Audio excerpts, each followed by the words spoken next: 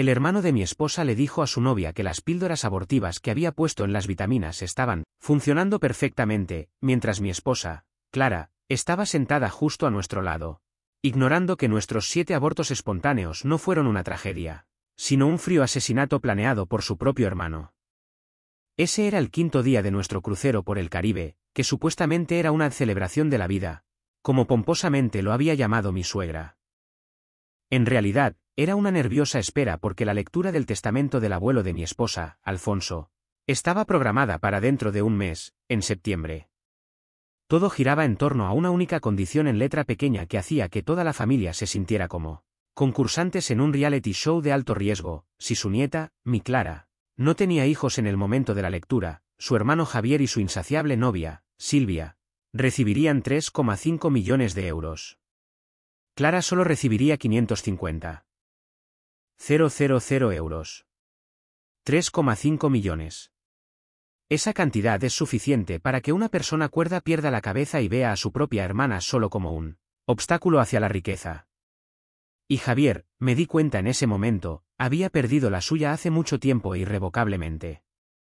Estábamos sentados en el bar de la piscina, en esa ridícula zona VIP a la que Javier nos había arrastrado, enfatizando constantemente cuanto anticipaba el futuro que estaba por llegar. Mi Clara, de 35 años, estaba sentada a mi lado, fatigada por el calor, preparándose para tomar sus vitaminas de la tarde. Era un frasco grande etiquetado como complejo prenatal, porque justo una semana antes del crucero, habíamos descubierto que estaba embarazada de nuevo, esta vez de gemelos. No se lo habíamos contado a nadie, no queríamos tentar a la suerte, ni que nadie supiera de esta frágil, casi invisible esperanza, dada su trágica historia. 7 abortos espontáneos. 7 pérdidas, cada una quemando un trozo de su alma y dejando solo cenizas. Después del 5.º, hace unos años, intentó saltar del balcón de nuestro apartamento gritando que su cuerpo era un cementerio maldito para los nonatos. Fue Javier quien la convenció de no hacerlo durante horas entonces, usando el lenguaje secreto de su infancia que él mismo había inventado. Un lenguaje que yo había considerado un símbolo de su, como yo creía, vínculo irrompible. Y allí, justo en la cubierta bañada por el sol, Javier se inclinó hacia Silvia. Habló en ese mismo idioma. Pensó que nadie más que Clara entendería que su conspiración era un crimen perfecto, meticulosamente planeado. Pero Clara no lo recordaba. 7 años de TEP relacionado con el embarazo habían borrado incluso el recuerdo de haberme enseñado ese idioma a mí hace años. Y yo, lo juro, recordaba cada palabra. Las píldoras abortivas que pusiste en sus vitaminas están funcionando perfectamente, dijo. Casi me atraganto con el sorbo de cerveza. Mi mano se congeló sobre el vaso. No era solo que estaba funcionando. Usó una jerga local, Bill, que recordaba de esas lecciones, jerga que significaba que esto estaba sucediendo de forma certera, irreversible y muy rápida. El mundo a mi alrededor colapsó en un solo punto, el frasco de vitaminas sobre la mesa. Una fracción de segundo. Clara ya estaba acercando la mano a él. Sabía que no podía decirle la verdad sin destrozarla para siempre, sin enviarla de vuelta al abismo del que Javier la había sacado una vez. No ahora, cuando estaba embarazada de nuevo y creía en esta oportunidad. Tenía que actuar, e inmediatamente, sin palabras, para que no se diera cuenta de que algo andaba mal, para no delatarme. Me desplomé sobre la mesa, fingiendo estar completamente borracho con una sangría que apenas había tocado. Al hacerlo, golpeé deliberadamente la mesa con el codo. Vasos, servilletas, la cubitera, todo se estrelló contra el suelo con un estrépito y un tintineo. El frasco de vitaminas, afortunadamente, también cayó, pero en silencio, rodando bajo una silla cercana en medio de la conmoción. Empecé a balbucear tonterías de borracho sobre estar harto de la sobriedad y exigiendo una bebida justo en ese momento. Inmediatamente, agarrando la botella vacía más cercana y fingiendo beber de ella, ignorando los fragmentos de cristal. Javier y Silvia, molestos y sorprendidos, me miraron, pero sus ojos estaban llenos de autosatisfacción. Pensaron, solo un tonto borracho, creó una distracción, excelente. Clara, aunque avergonzada, aceptó mi actuación de borracho.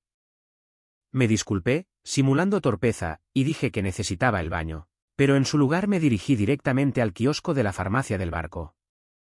Necesitaba algo, y rápido. Encontré un paquete grande de las bolitas de azúcar más comunes, de tamaño y color similar al de sus vitaminas prenatales. Esperé hasta la noche. Me temblaban las manos por el shock y la furia mientras sacaba mi bolso de debajo de la cama, con cuidado de no hacer ruido. Clara estaba dormida, su mano descansando sobre el estómago donde crecían nuestros bebés. Nuestros gemelos. Este conocimiento me dio fuerza, pero también me ahogaba. Me di cuenta de que si no fuera por este embarazo accidental y mi conocimiento del idioma, ahora estaría durmiendo junto a una mujer que estaba matando lentamente a nuestros hijos, creyendo que era solo otra tragedia, otra maldición.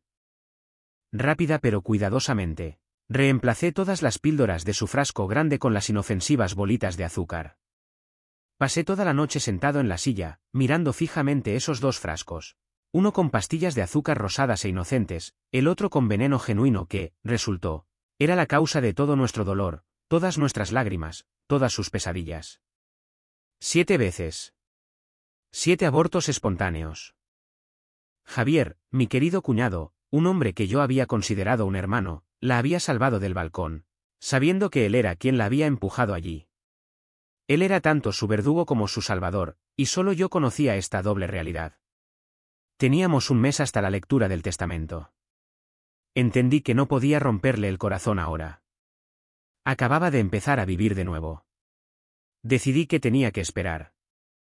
Esperar hasta que estuviéramos en casa, tuviéramos un informe médico y tuviéramos el apoyo de un terapeuta. Tenía un mes para reunir pruebas y hacer caer a Javier. Miré el veneno en el frasco y me prometí que pagaría no solo por esos 3,5 millones de euros, sino por cada vez que Clara gritó de dolor y por cada lágrima que había visto en su rostro. La mañana siguiente comenzó con el desayuno. Vigilé de cerca a Javier. Clara se quejó de que se sentía con náuseas. Quizás es el mareo, dije casualmente, reprimiendo una oleada de náuseas yo mismo. Javier se atragantó con su café. Sus ojos se movieron rápidamente con un miedo repentino. Y luego sus labios se estiraron en una sonrisa de autosatisfacción, repugnante. No sabía que su pequeño plan había fallado al principio. Estaba seguro de que su trabajo ya había dado resultados. Lo miré y sentí una ira fría y calculadora que nunca antes había experimentado. Necesitaba que pensara que todo iba según lo planeado. Necesitaba darle la oportunidad de cavar su tumba más profundamente. Sabía que este sería un mes largo y agonizante. Pero tenía un objetivo, salvar a Clara y vengar a nuestros hijos perdidos. Y tenía todo el océano para comenzar este juego, porque el tiempo era mi único aliado. Vi a mi cuñado gastar 180.000 euros de un dinero que no tenía en lujos estúpidos en 3 días. Convencido de que acababa de envenenar a mi esposa para sacarla de la carrera por la herencia.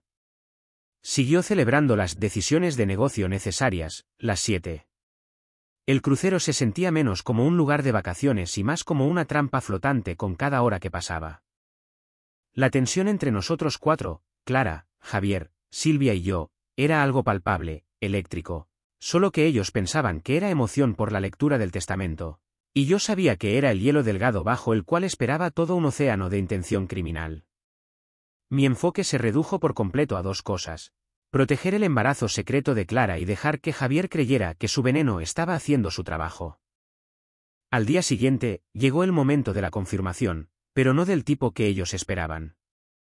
En el almuerzo, Clara de repente se agarró el estómago, haciendo una mueca visible. Era solo una terrible reacción a algún sushi barato del buffet, nada más, pero el pánico que me causó fue inmediatamente eclipsado por la expresión en el rostro de Javier. Sus ojos se iluminaron. No con preocupación, no con inquietud familiar, sino con puro, no adulterado triunfo. Vi cómo le chocaba el puño a Silvia bajo la mesa. Se inclinó y le susurró, de nuevo en ese maldito idioma secreto: vamos a ser ricos, cariño. Pensé que esas píldoras nunca funcionarían. Silvia, en un momento de lapso de codicia, miró la forma de Clara que se retiraba, había corrido al baño, y murmuró en su idioma: ¿alguna vez te sientes, no sé, un poco mal? Javier resopló, dando un gran trago de champán celebratorio. ¿Por qué? Después de la lectura del testamento, puede parir tantos como quiera. 7 abortos espontáneos, sin embargo. 7 decisiones de negocio necesarias, corrigió, con la voz inexpresiva, completamente desprovista de emoción humana. Esa frase, 7 decisiones de negocio necesarias, se convirtió en la banda sonora de mi rabia interna. 7 veces sostuve a Clara mientras lloraba, 7 veces limpié la sangre, 7 veces enterré un pedazo de mi esperanza, y para él, era solo una entrada en un libro de contabilidad. Me di cuenta entonces de que Javier no era solo codicioso. Era un sociópata que usaba la lealtad familiar como herramienta. El hombre que una vez le había salvado la vida ahora se estaba burlando del trauma que él mismo infligió. Sabía que el mayor error que podía cometer era confrontarlo ahora. Necesitaba pruebas sólidas, y Javier, en su arrogancia, las estaba proporcionando a camiones. Estaba tan seguro de su inminente riqueza que se descontroló por completo, comenzando su juerga de gastos inmediatamente. Ya había calculado sus 3,5 millones de euros. Empezó a actuar como un millonario el quinto día. A la mañana siguiente, estaba rellenando nuestras bebidas cuando lo oí en una videollamada con su mayor cliente. Su voz era fuerte, arrastrada y agresivamente despectiva. ¿Sabes qué, Sergio? Vete al diablo. Ya no necesito tu dinero de campesino. Me acerqué casualmente, dándole un mojito. ¿Día difícil?, pregunté inocentemente. Se rió, ya borracho antes del mediodía. El mejor día de mi vida, hombre. Voy a ser tan rico que podría comprar 10 empresas como ese basurero. ¿No quieres esperar hasta que realmente obtengas el testamento primero?, pregunté, tocando ligeramente sus botones. Ya sabes, no cuentes las gallinas antes de que nazcan. Él se burló. La gente pobre espera. La gente rica planea. Gran diferencia. Silvia lo agarró del brazo, susurrando de nuevo en su idioma, si estás tan seguro de que las píldoras funcionaron, ¿por qué esperar? Celebremos ahora. Los vi marchar directamente a la boutique de lujo del barco. Durante las siguientes 72 horas, Javier perdió por completo el autocontrol. Agotó todas las tarjetas de crédito que poseía, comprando ropa de diseñador, joyas caras para Silvia y electrónica, todo con la seguridad de un dinero que nunca tendría. Lo vi marchar al escritorio del director del crucero y exigir firmar su membresía más exclusiva y de primer nivel, Elite del Estrecho de Gibraltar. 140.000 euros, dijo el director con cuidado. No hay problema, balbuceó Javier, firmando el contrato sin siquiera mirar. Su estupidez fue realmente impresionante. En el lapso de solo unos días, ya había gastado lo que ascendía a casi 180.000 euros, quemando una herencia que no poseía. Estaba seguro de que había eliminado a su hermana, y el universo tenía que recompensar su decisión de negocio. La cúspide de su descenso llegó esa tarde en el buffet. Cuando un miembro del personal le pidió cortésmente que esperara en la fila como todos los demás, explotó. ¿Saben quién soy yo?, gritó, con la cara morada. Estoy a punto de ser dueño de esta línea de cruceros. Están todos despedidos. La seguridad tuvo que escoltarlo de vuelta a su camarote mientras otros pasajeros filmaban todo el patético colapso. Inmediatamente tomé nota de la fecha y hora. Ese metraje era oro. Mostraba malicia, inestabilidad y un claro patrón de comportamiento abusivo, lo que sería crucial más tarde. Estaba construyendo un expediente. Cada conversación, cada arrebato, cada compra imprudente, lo estaba registrando todo mentalmente, preparándome para transferirlo a un archivo digital en cuanto pudiera. La cena de la última noche fue el escenario de su último y glorioso festejo. Javier se puso de pie, balanceándose ligeramente en su camisa de diseñador manchada de vino. Un brindis, gritó, derramando un poco de champán. Por los nuevos comienzos. Por las empresas comerciales exitosas. Fue entonces cuando Clara se levantó de su silla, con la mano sobre la boca, corriendo hacia el baño. Miré a Javier. De hecho, sonrió con suficiencia. Demasiada comida rica para su delicado estómago, anunció en español. Luego agregó en el lenguaje gemelo a Silvia, finalmente. Pensé que esas píldoras nunca funcionarían. Pensó que estaba perdiendo al bebé justo en ese momento. Su rostro era una máscara de fría satisfacción. Estaba celebrando una interrupción. Lo que no sabía era que 3 días antes, le había confiado al médico del barco, un hombre amable llamado Ricardo. Una versión cuidadosamente editada de la historia, que sospechaba que las píldoras habían sido manipuladas y que las había cambiado por pastillas de azúcar. Él había accedido a monitorear la salud de Clara discretamente. Miré la puerta del baño. Ricardo había visto a Clara salir corriendo y la había seguido. Una hora más tarde, ambos regresaron, ambos con sonrisas enormes.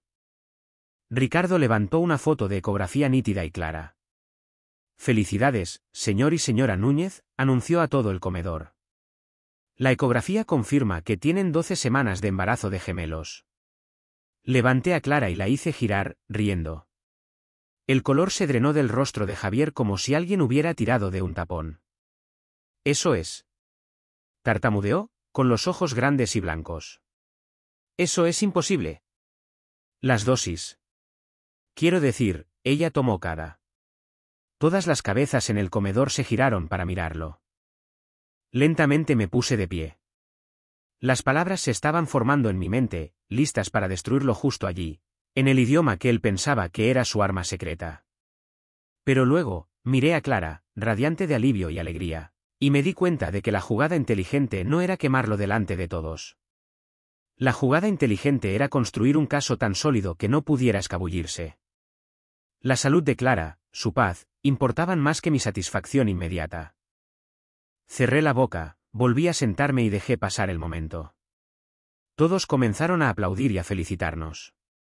Acerqué a Clara, observando el rostro de Javier pasar por confusión y luego pánico.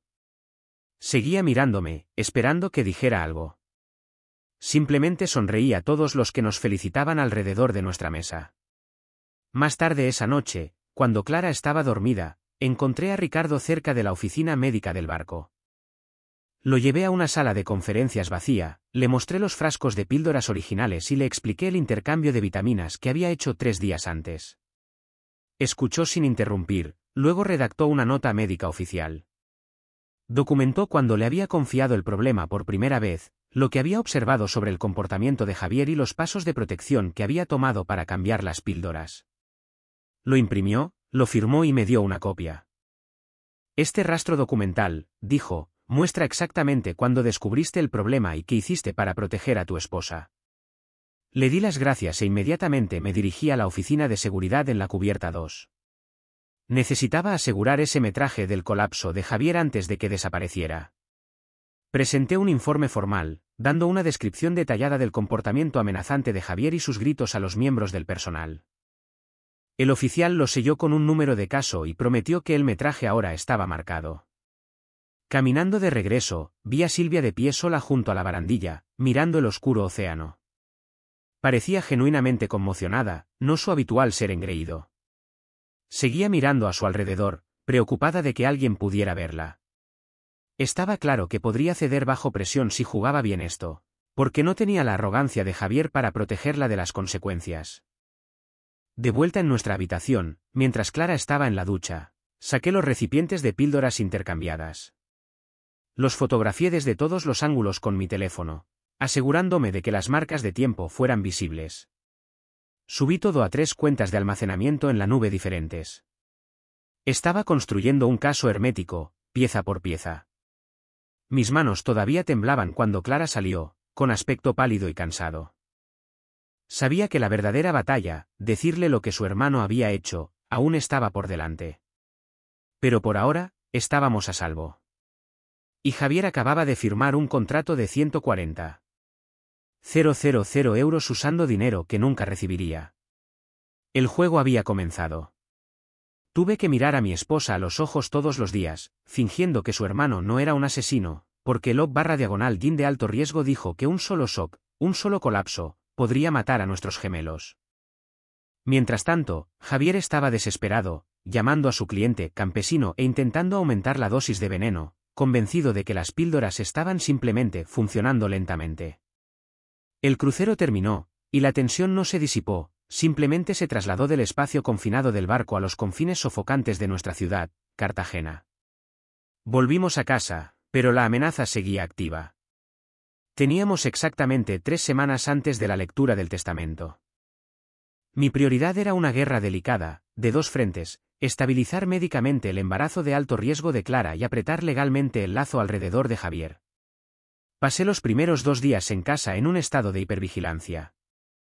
Tenía que decirle algo a Clara, pero no la verdad completa y aplastante.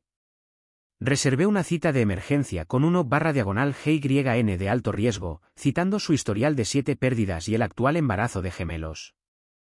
En la cita, le expliqué nuestro historial de trauma al doctor, el doctor Montoya, con cuidadoso detalle. 7 pérdidas documentadas en 4 años, el doctor Montoya se desplazó por los registros, con el rostro serio. Señora Núñez, su caso califica como pérdida recurrente del embarazo. Necesitamos una monitorización agresiva. Ecografías semanales, suplementos de progesterona y manejo total del estrés. Sus niveles de cortisol deben controlarse. El estrés alto ya no es opcional, es un riesgo médico para estos bebés. Ella me dio la munición que necesitaba. Miré a Clara, que ya estaba pálida y temblorosa por revivir su historia.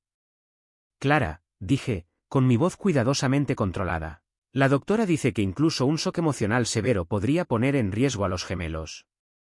Tenemos que tomar la calma emocional tan en serio como la medicación. Había encontrado mi escudo. No podía hablarle de Javier hasta que tuviera apoyo terapéutico en marcha, específicamente alguien especializado en trauma reproductivo y traición familiar. Pasé los siguientes 2 días llamando a todos los terapeutas de la zona. La mayoría estaban completamente ocupados, pero en la 6ª llamada, llegué a la oficina de Fina Díaz, que se especializaba exactamente en esta superposición compleja y de pesadilla. Reservamos una sesión de admisión de emergencia para la semana siguiente. Mientras construía el muro médico protector alrededor de Clara, también estaba construyendo la fortaleza legal alrededor de Javier. Contacté a Safira Cruz, una traductora legal especializada en dialectos raros. Le envié una muestra de 30 segundos de la conversación de Javier y Silvia en la cubierta de la piscina. Me devolvió la llamada en 1 hora. Sí, confirmó, puedo encargarme de esto. Es una variante regional muy específica. Necesitaré los archivos originales y el contexto completo para una traducción legal certificada. Tardaré 10 días en el borrador preliminar.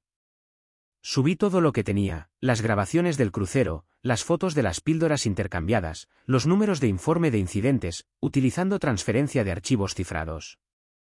Todo se puso en marcha, pero la espera fue agonizante. La tensión se intensificó inmediatamente. Esa misma tarde, estaba en el buffet del desayuno, detrás de una palmera decorativa, tomando un café, cuando oí a Javier jactarse ante Silvia sobre el cupé deportivo personalizado que ya había elegido, describiendo un condominio en el centro de la ciudad, en la avenida Diagonal, con ventanas de suelo a techo. Estaba viviendo el sueño, completamente ciego al hecho de que todo su mundo estaba a punto de colapsar. Más tarde esa mañana, vi a Silvia llevarlo a un lado detrás de un pilar. Hablaron en su idioma, con voces bajas y agudas. Estiré la mano hacia mi teléfono, temblando de rabia pura y no adulterada, y pulsé grabar. Deberíamos aumentar la dosis, sugirió Silvia en el idioma secreto. Solo para estar absolutamente seguros de que funciona, si está tardando tanto. Capturé cada palabra. Su conversación casual sobre aumentar la dosis para envenenar a mi esposa, una conversación sobre matar a mis hijos no nacidos, ahora estaba grabada. Tuve que apoyarme contra la pared durante 1 minuto entero para calmarme después de que se marcharon. Esto era evidencia concreta de una intención maliciosa continua, una conspiración que continuaba incluso después de que terminó el crucero. La amenaza física reflejó la escalada legal. Esa misma semana, el oficial de seguridad de la línea de cruceros me envió por correo electrónico el informe completo del incidente. Detallaba 3 incidentes separados en los que Javier había amenazado al personal y utilizado lenguaje profano hacia los pasajeros. Las notas del oficial describían su comportamiento como agresivo, con derecho y potencialmente peligroso. El informe incluía documentación del contrato de membresía élite del Estrecho de Gibraltar de 140.000 euros que firmó mientras estaba borracho.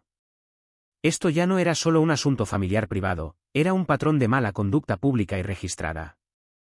Pasé un fin de semana entero convirtiendo nuestra habitación de invitados en una sala de guerra.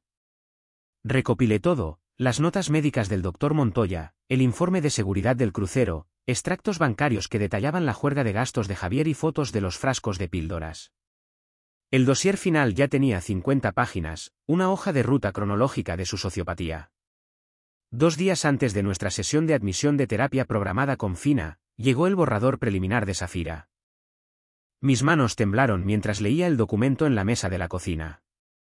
Estaba organizado por marca de tiempo y tema, detallando 12 conversaciones separadas donde Javier y Silvia discutieron el envenenamiento.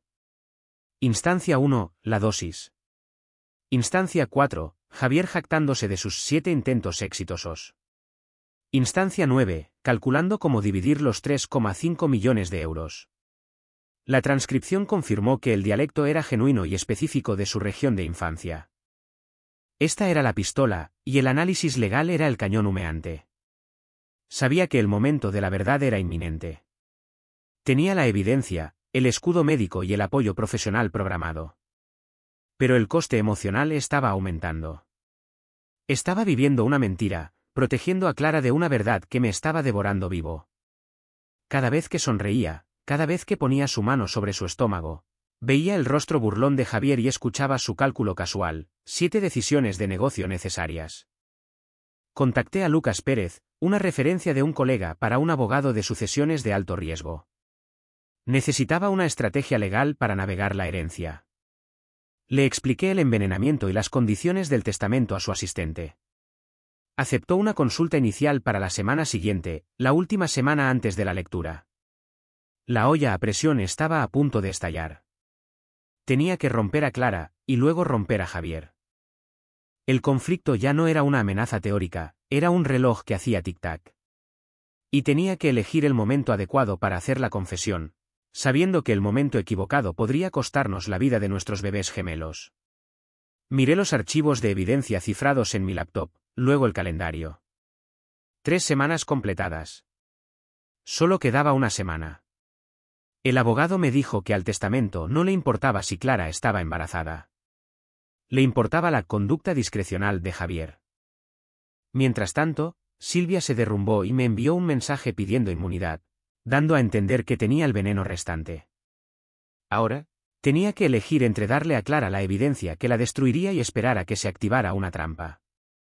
La última semana antes de la lectura del testamento, en octubre, fue un sprint implacable y sofocante. Los frentes legal y emocional estaban colisionando, forzando decisiones imposibles. Tenía las transcripciones certificadas y condenatorias de Safira, que mostraban la intención de Javier de matar a nuestros hijos, pero la presión médica del doctor Montoya era una pesada cadena alrededor de mi cuello. Estrés equivale a riesgo. Mi consulta con Lucas Pérez cambió por completo la estrategia legal. Tenía 60 años, cabello plateado y era brutalmente pragmático. Le presenté el testamento, específicamente la cláusula sobre la necesidad de que Clara tuviera un hijo para la herencia principal, y toda la evidencia contra Javier. Lucas leyó todo, marcando secciones con notas adhesivas.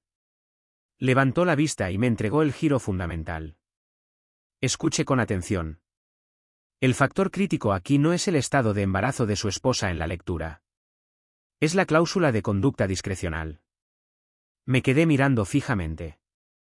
El testamento le da al albacea el poder de retrasar o denegar distribuciones si el comportamiento de un heredero causa daño a otros miembros de la familia. No tenemos que probar que Javier violó la condición del embarazo al envenenarla. Solo necesitamos demostrar que actuó con intención maliciosa de dañar a una beneficiaria. El albacea puede usar su discreción para pausar o denegar su herencia basándose únicamente en esa conducta. Esta cláusula, enfatizó Lucas, golpeando la página, existe específicamente para situaciones como esta. Todo el plan financiero de Javier se basa en una condición que es secundaria a su propio comportamiento criminal documentado. Esto cambió todo. Los 3,5 millones de euros garantizados de Javier ya no eran ciertos. Estaban sujetos a revisión profesional. La justicia podía ser entregada a través de procesos legales, no solo por la aparición de Clara embarazada. 2 días antes de nuestra sesión de terapia de emergencia con Fina, apareció una notificación en mi teléfono. Era un mensaje directo en Instagram de Silvia.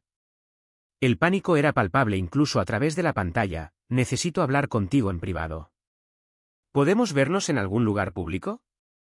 Tengo información para compartir, pero primero necesito saber a qué tipo de problemas me enfrento. Se estaba quebrando. La arrogancia de Javier había sido su protección, pero la revelación de la ecografía, Junto con sus gastos imprudentes, claramente había roto sus nervios. Estaba buscando una salida, buscando salvarse de ser cómplice en una conspiración criminal. Le mostré el mensaje a Clara, que estaba sentada en el sofá, agotada por su horario de trabajo a tiempo parcial y el monitoreó 2 veces por semana. Miró la pantalla durante mucho tiempo. Está tratando de salvarse, dijo Clara, con la voz hueca. Pero si tiene pruebas, las necesitamos. Le respondí a Silvia, fijando una reunión en una concurrida cafetería del centro de la ciudad, en Paseo de la Reforma, a la tarde siguiente. Lucas me advirtió. Su motivo es la autopreservación, no el remordimiento. Pero la evidencia útil es evidencia útil. Consigue lo que sea que esté ofreciendo. Documenta todo. Y no le prometas inmunidad. La reunión con Silvia fue sombría. Estaba destrozada, sus manos temblaban mientras sorbía un latte. Empezó a hablar rápido, afirmando que Javier la había presionado, alegando que pensó que las píldoras eran solo preventivos, no abortivos. La dejé mentir, conduciéndola hacia lo único que importaba. Finalmente llegó al punto, tenía el veneno restante, el pequeño recipiente de ámbar y capturas de pantalla cruciales de mensajes de texto donde ella y Javier discutían la compra de la sustancia y las cantidades de dosis. Quería saber si entregarlo la mantendría fuera de la cárcel. No puedo hacer promesas sobre cargos criminales, Silvia, le dije, con la voz firme y fría. Pero cooperar y proporcionar evidencia será importante para las autoridades. Ella accedió a reunirse de nuevo al día siguiente para entregar la evidencia física. Salí de la cafetería y llamé a Lucas inmediatamente. Me confirmó que la cooperación de Silvia, aunque egoísta, haría que el caso criminal contra Javier fuera hermético. Al día siguiente, me entregó las fotos del empaque de las píldoras, las capturas de pantalla de los mensajes de texto y el pequeño recipiente de ámbar del veneno en sí. Se me revolvió el estómago mientras documentaba la evidencia, fotografiándolo todo allí mismo en la mesa. Era la prueba final e innegable. Ahora, estaba listo para la parte más peligrosa del plan, la confesión. Estábamos programados para una sesión de terapia de pareja de emergencia con Fina Díaz. Tenía que contarle todo a Clara, con apoyo profesional en la sala. Nos sentamos en el sofá en la oficina de Fina. Comencé con el crucero, el idioma y el intercambio de píldoras, suavizando deliberadamente los detalles. Pero luego Fina hizo la pregunta crucial, volviéndose hacia mí. ¿Por qué esperaste más de una semana para contarle a Clara sobre el envenenamiento?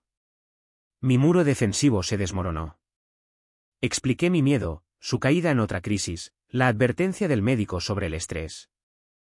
Fina asintió, luego se dirigió a Clara. Clara, tu pareja creyó que te estaba protegiendo. Pero, ¿cómo se sintió al saber que había guardado este enorme secreto? ¿Que tomó una decisión sobre tu cuerpo y tu seguridad sin ti? Los ojos de Clara, que habían estado en blanco por la confusión, de repente se llenaron de rabia. Se puso de pie de un salto, su silla raspando el suelo. Él los mató. A los 7. Por dinero. Y tú lo sabías durante días y no me lo dijiste. Su voz se elevó, un grito agudo y penetrante que cortó la calma de la habitación. Todos son unos mentirosos. Mi hermano me estuvo envenenando durante años, fingiendo que le importaba, y tú guardaste este secreto, fingiendo que todo era normal. Comenzó a hiperventilar, con las manos agarrando su estómago protectoramente. Fue un ataque de pánico en toda regla, exactamente lo que había temido. Fina inmediatamente se acercó a ella, hablando en voz baja y tranquila, ayudándola a centrarse, pidiéndole que nombrara 5 cosas que podía ver. Mientras Clara lloraba y luchaba por respirar, la terrible verdad de mi dilema moral se estrelló contra mí. Había protegido su seguridad física, pero al hacerlo, le había quitado su autonomía, su derecho a la verdad. Había elegido una traición más lenta y menos inmediatamente dañina sobre el shock inmediato y explosivo. Después de casi 10 minutos, el pánico disminuyó. Clara se desplomó de nuevo en la silla, con lágrimas corriendo por su rostro. Ya no sé en quién confiar, susurró, con la voz ronca. Fina reconoció la profundidad de la traición y nos ayudó a crear un plan: seguridad primero, citas médicas, reducción del estrés, evidencia segundo, responsabilidad legal y confrontación último, solo cuando estuviera lista y con apoyo. Acordamos controles de comunicación diarios y mi promesa solemne de nunca más tomar decisiones unilaterales, con respecto a su salud o seguridad. Salimos de la sesión con una hoja de ruta clara, pero el daño emocional estaba hecho. Clara todavía estaba furiosa conmigo, apenas me miraba a los ojos. Pero aceptó el plan.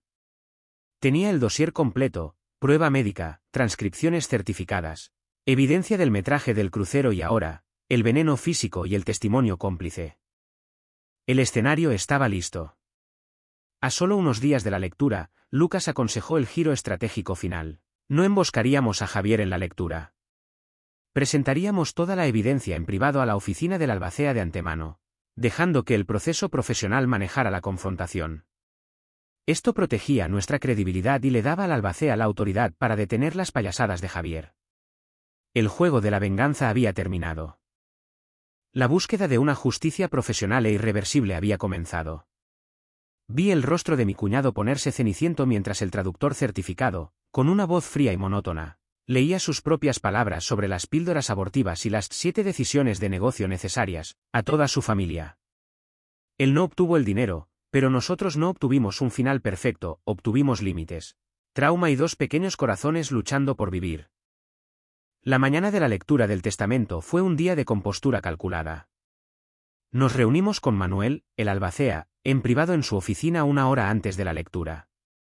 Le presentamos el paquete completo de evidencia, las transcripciones certificadas de la trama de envenenamiento, la documentación médica del doctor Montoya, la admisión escrita de Silvia y la prueba física del veneno, la carta formal de la línea de cruceros que detallaba el comportamiento amenazante de Javier y los extractos bancarios que confirmaban sus gastos imprudentes. Manuel, un hombre entrenado para lidiar con la codicia generacional, leyó el dossier cuidadosamente. Su rostro se volvió más duro con cada página. Se detuvo en las conversaciones traducidas, leyendo pasajes en voz alta para sí mismo, luego sacudiendo la cabeza lentamente. Este es un trabajo profesional y exhaustivo, afirmó. Prometió anunciar una retención de distribución en los fondos de Javier pendiente de una investigación completa sobre su conducta. Llegamos a la sala de conferencias. Javier entró con un traje nuevo y caro, susurrando a Silvia en su idioma secreto sobre su pago garantizado. Estaba ajeno, irradiando una confianza engreída que me apretó el estómago. La lectura comenzó. Lucas comenzó describiendo la estructura del testamento. Luego se centró bruscamente en la cláusula de conducta discrecional. Javier apenas prestó atención, navegando en su teléfono. Entonces, Manuel se puso de pie. La sala se quedó en silencio. Miró directamente a Javier, que finalmente levantó la vista, sonriendo. Señor Javier Núñez, comenzó Manuel, con una voz baja y autoritaria. El testamento de su abuelo Alfonso le permite a este fideicomiso retrasar o denegar distribuciones si se demuestra que un beneficiario ha actuado con intención maliciosa de dañar a otro beneficiario. La sonrisa de Javier se desvaneció. Manuel hizo un gesto con la cabeza a Lucas, quien se dirigió a la mesa de conferencias. Abrió el dossier en la sección de transcripciones y pidió al traductor legal, Safira, que había asistido, que se pusiera de pie. Señora Cruz, por favor, lea la entrada fechada el 19 de agosto. Conversación en la cubierta de la piscina, ordenó Lucas. Safira, con una voz fría y monótona, leyó las palabras de Javier en español, seguidas de la traducción. Las píldoras abortivas que pusiste en sus vitaminas están funcionando perfectamente. El rostro de Javier se puso ceniciento. Silvia se cubrió la boca con las manos. Los ojos de Clara se abrieron de par en par con un soquelado, pero se mantuvo sentada, aferrándose a mi mano como Fina nos había enseñado a hacer. Safira continuó, leyendo las palabras de Javier sobre sus 7 pérdidas anteriores, grabadas en el buffet del crucero, 7 abortos espontáneos, sin embargo. 7 decisiones de negocio necesarias. El silencio en la sala era ensordecedor. La familia de Clara, sentada a un lado, se levantó en una oleada de horror y confusión. Manuel no esperó. Debido a esta evidencia y a un patrón de mala conducta registrada, el fideicomiso ha emitido una suspensión inmediata de todos los fondos destinados al señor Javier Núñez, pendiente de una investigación de fraude criminal y conducta dolosa. Javier se lanzó a través de la mesa, gritando. «Es una trampa. Es una mentira para quedarse con mi dinero». La seguridad, que Lucas había contratado como precaución, entró inmediatamente. Señor Núñez, dijo Manuel por encima de su furia, le aconsejo encarecidamente que hable con su abogado. El testamento será ejecutado, pero sus fondos están congelados. En cuanto a la señora Clara Núñez, concluyó, mirando a Clara, usted recibirá su parte. Más importante aún, el Tribunal de Sucesiones será informado de su conducta, que puede anular por completo su elegibilidad. Javier fue escoltado fuera, gritando sobre los 3,5 millones de euros que nunca recibiría. Silvia salió corriendo detrás de él. Clara, temblando, se levantó y me miró. No con amor, no con rabia, sino con un dolor profundo y desgarrador que sabía que llevaría años sanar. Había verdad y consecuencias, pero no había un final de cuento de hadas. Nos teníamos el uno al otro, la verdad y dos pequeños corazones luchando por vivir. Miré a Clara y le dije en español, con la voz quebrada, el juego ha terminado, mi amor. La lucha real comienza ahora. La distribución del señor Javier Núñez está temporalmente en espera, anunció Manuel, con voz tranquila y profesional, pendiente de revisión de los materiales presentados en relación con su conducta hacia otros beneficiarios. El teléfono de Javier golpeó la mesa. Su rostro pasó de una sonrisa confiada a una confusión de pánico en menos de 2 segundos. ¿Qué materiales? ¿Quién los presentó? Exigió, su voz escalando al grito agresivo que había usado con el personal del crucero. Fue entonces cuando Safira, la traductora certificada, se levantó de la parte trasera de la sala. Se presentó y abrió su carpeta. Con una voz tranquila, firme y oficial, comenzó a leer la transcripción certificada. El 5.º día del crucero, el señor Núñez declaró a su cómplice: las píldoras abortivas que pusiste en sus vitaminas están funcionando perfectamente. Un jadeo colectivo recorrió la sala. La madre de Javier se cubrió la boca, Silvia comenzó a llorar. Safira continuó, leyendo la frase calculadora de Javier: 7 abortos espontáneos, sin embargo. 7 decisiones de negocio necesarias. El color se drenó por completo del rostro de Javier. Su padre lo miró con puro horror y asco. Intentó interrumpir, pero la voz monótona y oficial de Safira fue implacable, condenándolo con sus propias palabras. Cuando terminó, Clara se puso de pie, sus manos temblando visiblemente, pero su voz clara por semanas de práctica terapéutica. Entregó la declaración que Fina la había ayudado a preparar: lo sé todo. Tengo evidencia de todo, incluidos registros médicos y declaraciones de testigos. Mi hermano intentó matar a mis bebés por dinero. No tendré ningún contacto con él hasta que todos los asuntos legales estén completamente resueltos. Se sentó, agarrando mi mano bajo la mesa, su fuerza impresionante. El clímax condujo directamente a las inevitables consecuencias. Lucas nos llevó directamente de la lectura a la estación de policía de Madrid. Presentamos un informe formal que detallaba asalto grave en grado de tentativa y conspiración para cometer asesinato. El detective se mostró inmediatamente serio, reconociendo la solidez del caso basado en las transcripciones, las notas médicas y la evidencia física de Silvia. En 48 horas, Silvia contactó al detective, proporcionando las piezas de evidencia finales y cruciales, incluida la botella de veneno restante y notas escritas a mano de Javier que describían el plan. Estaba tratando de salvarse, pero su evidencia hizo que el caso criminal contra Javier fuera hermético. El abogado de Javier llamó a Lucas, buscando negociaciones de culpabilidad. La evidencia era demasiado fuerte, un juicio significaba condena segura y tiempo en prisión. Simultáneamente, Manuel confirmó que los fondos de Javier fueron pausados permanentemente, no quitados por completo, sino congelados a la espera de la resolución de los procedimientos penales y un plan de rehabilitación supervisado que podría llevar 5 o más años. El estrés, sin embargo, tuvo su coste. 2 semanas después, en nuestra cita con el O/GYN de alto riesgo, la presión arterial de Clara estaba críticamente alta. ¿La doctora? Montoya nos sentó, ya no ofreciendo sugerencias, sino imponiendo mandatos: trabajo a tiempo parcial máximo, descanso diario obligatorio y evitación absoluta de la agitación emocional. Necesitas tratar tu calma como una receta médica, enfatizó la doctora. Los embarazos gemelares son de alto riesgo. No podemos arriesgarnos. La presión arterial alta puede provocar un parto prematuro o preeclampsia. Clara lloró en la sala de examen, abrumada por la comprensión de que incluso la justicia venía con un precio aterrador. La pieza final de sanación llegó en terapia. Fina nos ayudó a establecer los límites de no contacto. Javier tendría 0 contacto hasta que completara su libertad condicional y tanto Clara como yo estuviéramos de acuerdo. Los padres de Javier podían visitar a los gemelos, pero solo con nuestra presencia, y solo después de programar la visita. Meses después, a las 34 semanas de gestación, Clara se puso de parto. Corrimos al hospital Puerta de Hierro. Nuestros gemelos nacieron temprano, pequeños pero luchando, y pasaron 2 semanas agonizantes en la UCI. 3 meses después de que los bebés regresaron a casa, llegó una carta de la oficina de Manuel. Confirmó que Javier estaba bajo un plan de rehabilitación supervisado sin acceso a fondos durante al menos 5 años. Recibimos una modesta subvención para nuestros gastos médicos, pero apenas importaba. Ya no dependíamos del dinero. Esta noche, los gemelos finalmente están dormidos. Clara está acurrucada a mi lado, agotada pero en calma. No obtuvimos el final perfecto donde el villano se pudría en la cárcel y todo el trauma se desvanecía. Lo que obtuvimos fue más desordenado, más duro y real.